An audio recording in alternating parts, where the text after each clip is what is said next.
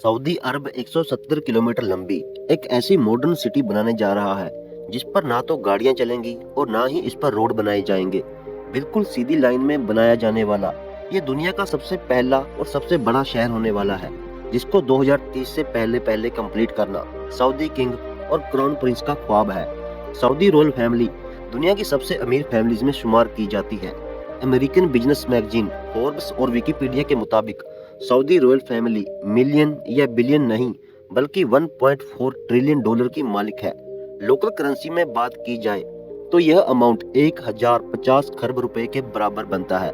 अगर अभी भी आपको समझने में मुश्किल हो रही है तो इसको और भी आसान कर देते हैं। Jeff Bezos, Elon Musk, Bill Gates और मार्क जकरबर्ग के साथ साथ दुनिया के टॉप 17 बिलियनर्स की दौलत को मिला भी लिया जाए तो फिर भी वह इस शाही खानदान की दौलत से मुकाबला नहीं कर पाएंगे। सऊदी अरब के शाही खानदान की दौलत का ज्यादातर हिस्सा इनको यहाँ से निकलने वाले ऑयल की बदौलत मिला। ऑयल निकलने से पहले सऊदी अरब सिर्फ रिलीजियस टूरिज्म के ऊपर डिपेंड करता था, लेकिन 1938 में पहली बार यहाँ कच्चे तेल की खदानें मिली और देखते ही देखते पूरे सऊदी किंगडम का नक्शा ही बदल गया। आज अमेरिका के बाद सऊदी अरब दुनिया का दूसरा बड़ा ऑयल प्रोड्यूसर देश है, जो सिर्फ एक दिन में 1 करोड़ से भी ज्यादा बैरल्स ऑयल प्रोड्यूस करके 85 कंट्रीज को निर्यात करता है। पर बुरी खबर ये है कि यह सब हमेशा यूं ही नहीं चलने वाला। स्टैनफोर्ड यूनिवर्सिटी में की गई एक रिसर्च में वैज्ञानिकों को ऐसे सबूत मिले हैं कि जो क्रूड ऑयल हम पिछले 150 सालों से इस्तेमाल कर रहे हैं वह अब जल्द खत्म होने वाला है। यानी जमीन के नीचे क्रूड ऑयल के रिसोर्स जल्दी खत्म होने वाले हैं। रिसर्च में अंदाजन बताया गया है कि 2052 तक दुनिया से क्रूड ऑयल खत्म हो जाएगा या उसकी क्वांटिटी इतनी कम रह जाएगी कि उसको निकालना प्रॉफिटेबल ही नहीं रहेगा। तो आखिर 2052 के बाद सऊदी किंगडम अपना गुजारा कैसे कर पाएगा? गुजारा तो शायद हो भी जाए, लेकिन ये शाही लाइफस्टाइल कैसे बरकरार रहेगा? क्राउन प्रिंस मोहम्मद बिन सलमान ने अभी से ही सऊदी किंगडम को ऑयल की डिपेंडेंसी से हटाने का काम शुरू कर दिया है। दुबई की तरह अब सऊदी अरब भी वेस्टर्न टूरिज्म को प्रमोट कर रहा है और उसके लिए जो सिटी बनाई जा रही है वह दुबई से भी काफी ज्यादा एडवांस्ड होगी। यह शहर दुनिया में मौजूद दूसरे शहरों से काफी ज्यादा अलग होगा, क्योंकि जहां दूसरी सिटी सेंटर से स्टार्ट होकर धीरे धीरे बाहर की तरफ फैलती है, वहीं ये सिटी एक स्ट्रेट लाइन में होगी और वो भी 170 किलोमीटर लंबी लाइन। ये लाइन सिटी जिसका नाम न्योम रखा गया है, यह सऊदी अरब की इकोनॉमी को डाइवर्सिफाई करने का सबसे पहला काम है। मोहम्मद बिन सलमान, जो सऊदी किंग सलमान बिन अजीज के बेटे हैं और जो अनऑफिशियली पूरी कंट्री को भी चला रहे हैं, उनके मास्टर प्लान में 2030 तक सऊदी को ऑयल की डिपेंडेंसी से हटाना भी शामिल है। न्योम सऊदी अरब की तबूक प्रोविंस में बनाया जा रहा है, जहां पर गवर्नमेंट ने इस नई सिटी के लिए एक स्पेशल जोन अलॉट किया है। इसका एक साइड गल्फ ऑफ अकाबा और दूसरा साइड रेड सी को लगेगा, जबकि इसके किनारे से सिर्फ 5 किलोमीटर दूर इजिप्शियन सिटी शर्म अल शेख है, जो ऑलरेडी एक टूरिज्म हॉटस्पॉट बन चुका है। दोनों देशों की सरकारों का प्लान है कि न्योम और शर्म अल शेख एक ब्रिज के जरिए भी कनेक्ट किया जाएगा, जिससे दोनों कंट्रीज को न सिर्फ टूरिज्म में फायदा होगा बल्कि दोनों के दरमियान इजराइल को बाईपास करके एक लैंड कनेक्शन भी बन जाएगा। सऊदी गवर्नमेंट की तरफ से न्योम का जो नक्शा प्लान किया गया है वह वाकई काफी इंटरेस्टिंग है। क्राउन प्रिंस का कहना है कि लाइन सिटी के बेशुमार फायदे हैं और यह दुनिया को नेक्स्ट लेवल तक लेकर जाने का एक रोल मॉडल होगी। ये सिटी 3 लेवल पर फैली होगी, जिसमें ग्राउंड लेवल पर ना तो गाड़ियां चलेंगी और ना ही कोई रोड बनेगा, बल्कि यह लेवल नेचर से भरपूर होगा, जहां सिर्फ पैदल चलने वालों की जगह होगी। दूसरे लेवल को सर्विस लेयर का नाम दिया गया है, जिसमें सारी कमर्शियल एक्टिविटी जैसे कि शॉप्स, ऑफिसेस और मॉल्स होंगे।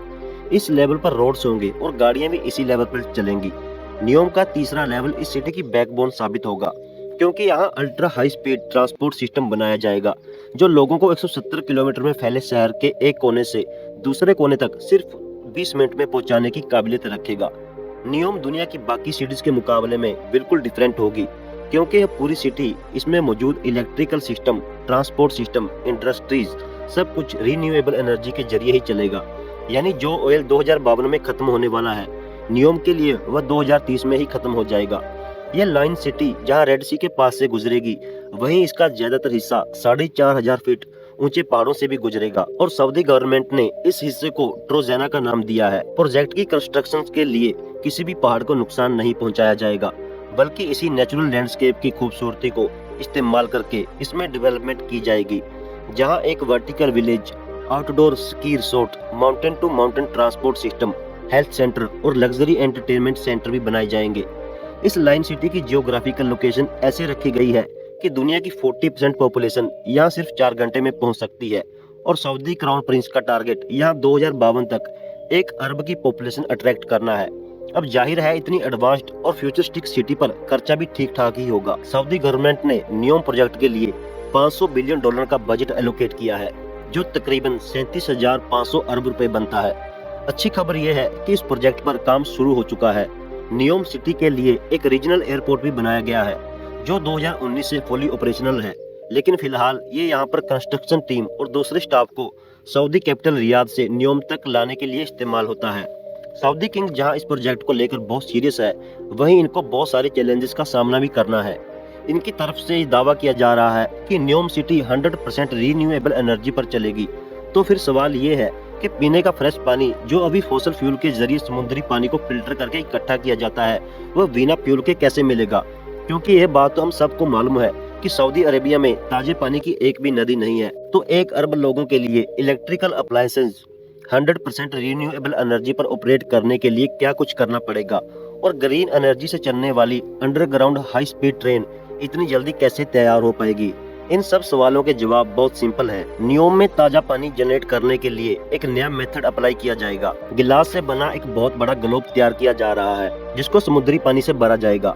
सोलर मिरर के जरिए ग्लास ग्लोब को गर्म किया जाएगा, और जब अंदर का पानी गर्म होकर भाप और फिर पानी में बदलेगा तो उसको पाइप के जरिए बाहर निकाल लिया जाएगा। नियोम के वाटर सेक्टर के सीईओ का मानना है कि इस तरीके से हर रोज 5 करोड़ लीटर ताजा पानी बनाया जा सकेगा। रिवर्स ऑस्मोसिस और डेसिलिनेशन जैसी मौजूदा टेक्नोलॉजी के जरिए ताजा पानी बनाने की कॉस्ट जहां 1000 लीटर पर $1 बनती है, वहीं यह कॉस्ट सोलर डोम में 62% तक कम होकर सिर्फ 38 सेंट्स यानी 28 रुपए ही रह जाएगी। अब बात करते हैं एनर्जी सेक्टर की। इस फ्यूचर मेगा सिटी की इलेक्ट्रिसिटी डिमांड पूरी करने के लिए 100% रीन्यूएबल एनर्जी सोर्स को इस्तेमाल किया जाएगा। सऊदी अरब की लोकेशन के हिसाब से यहाँ ज्यादातर गर्मी रहती है और गर्म इलाकों में विंड कंडीशन ज्यादा बेहतर होती है, इसलिए विंड टर्बाइंस और सोलर की मदद से नियोम पर ऐसे प्लांट लगाए जाएंगे जो पानी और हवा को इलेक्ट्रोकेमिकल सेल के जरिए ग्रीन अमोनिया में कन्वर्ट करेंगे, जो कि एक बहुत इफेक्टिव फ्यूल है। नॉर्मल फ्यूल को जब जलाया जाता है तो ऐसी गैसेस प्रोड्यूस होती हैं जिनकी वजह से वातावरण प्रदूषित होता है, लेकिन ग्रीन अमोनिया या ग्रीन हाइड्रोजन 100% रीन्यूएबल एनर्जी से बनाया जाता है। इसी वजह से इसके बर्न होने पर नुकसानदेह गैसेस प्रोड्यूस नहीं होती। फॉसिल फ्यूल की तरह ग्रीन अमोनिया को ट्रांसपोर्ट और स्टोर करना भी काफी आसान है। अब आ जाते हैं सबसे मेन सवाल पर, यानी अल्ट्रा हाई स्पीड ट्रेन, जो दुनिया में प्रैक्टिकली पहली बार नियोम में इस्तेमाल होंगी। यह हाई स्पीड ट्रेन 482 किलोमीटर प्रति घंटा की स्पीड से यात्रा करके सिर्फ 20 मिनट के अंदर अंदर लाइन सिटी के एक कोने से दूसरे कोने तक पहुंचा सकेंगी। यह ट्रेन जिस टनल में चलेंगी वहाँ हैवी मैग्नेट्स लगे होंगे, जो ग्रीन इलेक्ट्रिसिटी की मदद से ट्रेन को पुश या स्टॉप कर सकेंगे। साथ ही साथ ट्रेन स्टार्ट में तो व्हील्स पर चलेगी, पर स्पीड अप होने के बाद इनके व्हील्स जमीन से 4 इंच ऊपर उठ जाएंगे और मैग्नेटिक फोर्स पर तैरती हुई ट्रेन सेम इलेक्ट्रिसिटी कंजप्शन में ज्यादा फास्ट चल सकेगी। इस सिटी का डिजाइन बिल्कुल स्ट्रेट भी इसी वजह से रखा गया है, ताकि अल्ट्रा हाई स्पीड ट्रेन को सफर के दौरान टर्न की वजह से धीमा ना होना पड़े। कई एक्सपर्ट का मानना है कि इस लेवल की फ्यूचर सिटी और इसमें यूज होने वाली टेक्नोलॉजी को 2030 तक बनाना पॉसिबल नहीं है, लेकिन नियोम प्रोजेक्ट का विजन और इस पर की जाने वाली मेहनत से एक बात तो क्लियर है कि सऊदी किंगडम अपने फ्यूचर को लेकर काफी सीरियस है और वेस्टर्न टूरिज्म को प्रमोट करने की भरपूर कोशिश भी कर रहे हैं। उम्मीद है आपको हमारी ये वीडियो अच्छी लगी होगी। अगर आपने अभी तक हमारे चैनल को सब्सक्राइब नहीं किया तो चैनल को सब्सक्राइब कर लें और साथ में बेल आइकन प्रेस कर लें, ताकि आने वाली हर नई वीडियो का नोटिफिकेशन